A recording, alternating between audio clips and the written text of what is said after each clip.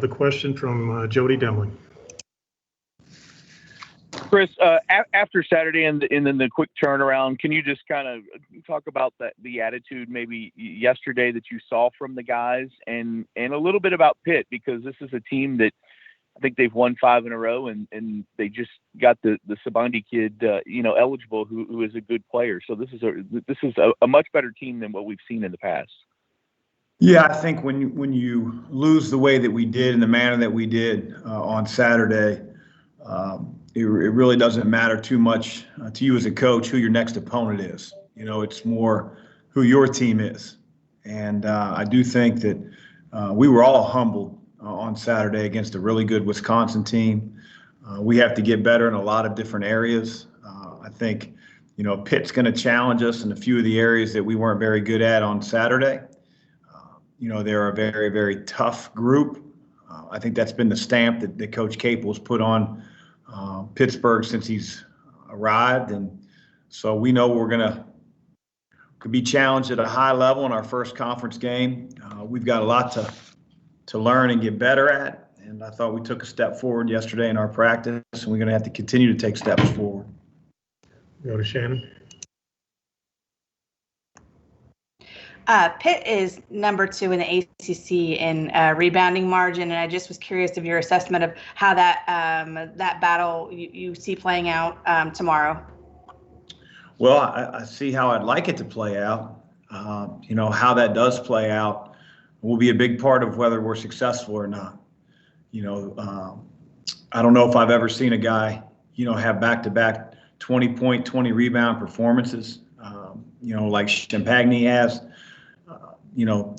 They've got a lot of guys that are very versatile, that are 6'7", that are athletic, that have a Warriors mentality on the glass. And I think if you're a team that beats Pittsburgh, it's because you limit second chance points.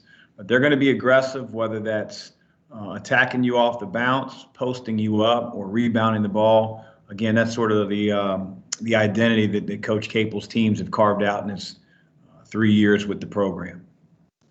Go to Tim and then Michael. Yeah, Chris, a couple of weeks ago, Jeff Capel expressed some misgivings about continuing to play during the pandemic, and of course, he's since contracted it himself. As you've been on these conference calls with coaches in the league, do you sense a united front here, or are there numerous coaches who question whether these games should be played at all? Well, in fairness, Tim, I haven't been on any of those calls probably in 2 months since the season started. We had a lot of those calls over the off season. And as you can imagine, opinions range from like, hey, we have to figure out a way to get the season in to all the way to we should be canceling the season. And I don't think that anything's happened over the last 2 months that have changed the variety of comments and opinions that you get in terms of, playing games. Is it the right thing to do?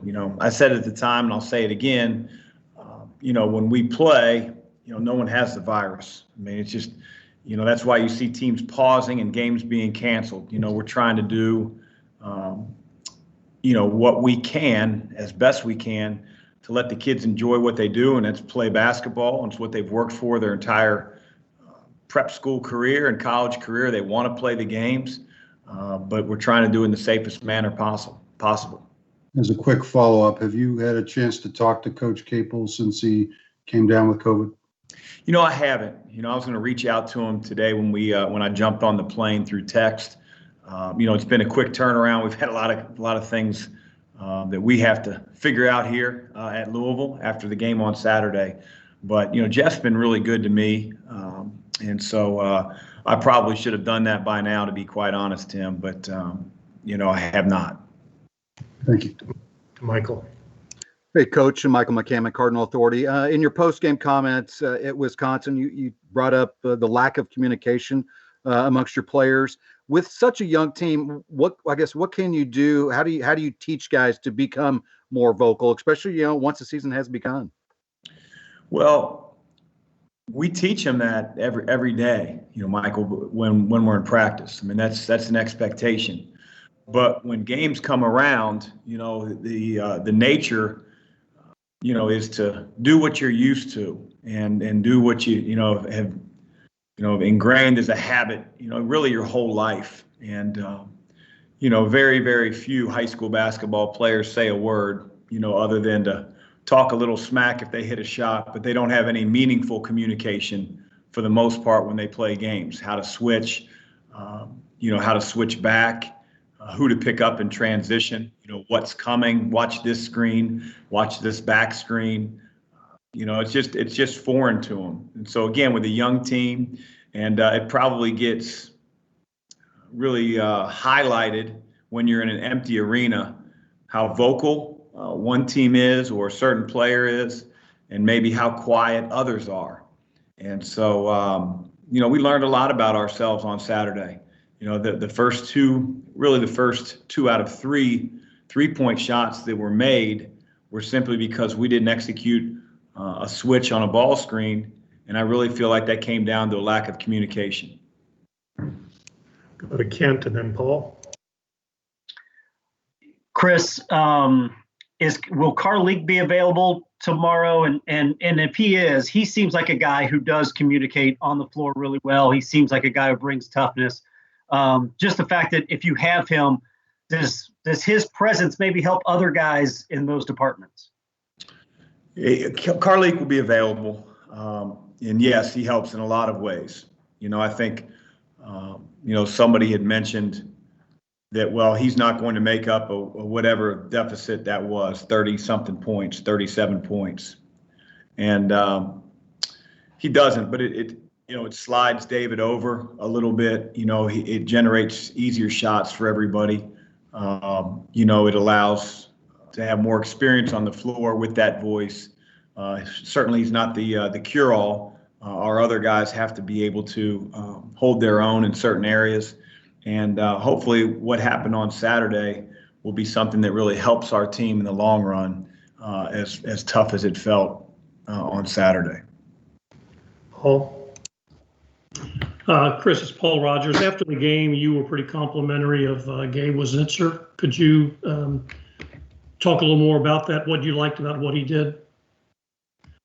Well, first I'd say that Gabe was the same exact player on the game floor, Paul, as he was on the practice floor, which sounds not very enlightening.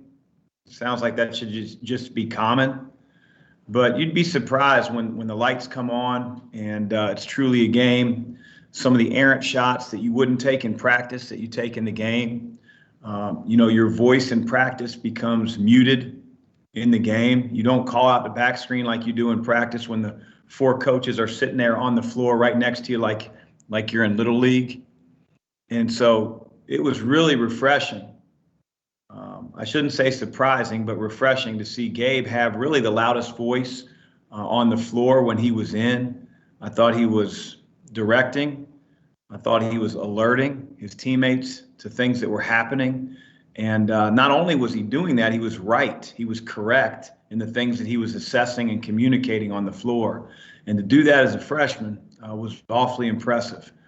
And so, Gabe does not lack for an IQ. We're just got to continue to get him more and more mobile, more and more athletic, and used to playing against more athletic players than he is. And he's going to get there, and thought Saturday was really encouraging. Close it out with a question from Tim.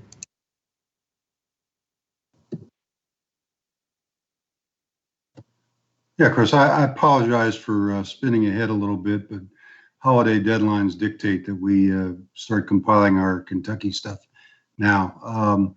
Just wondered if you feel that this year's game is going to have any less buzz than normal because of the way Kentucky's playing and coming off your Wisconsin loss. Do you see any difference in the way people are going to react and knowing that the arena is going to be only partially full? Yeah, fortunately, I don't have to worry about deadlines. Those are yours, not mine. I'm going to worry about Pittsburgh tomorrow, and then I'll worry about Kentucky after that. But I think a lot of times that that notion that, the game won't mean as much. People like to say that 3 or 4 days out. So when that time comes, I'll be more than happy to talk about Kentucky. Thank you. Thank you, Coach, and thanks for joining us today.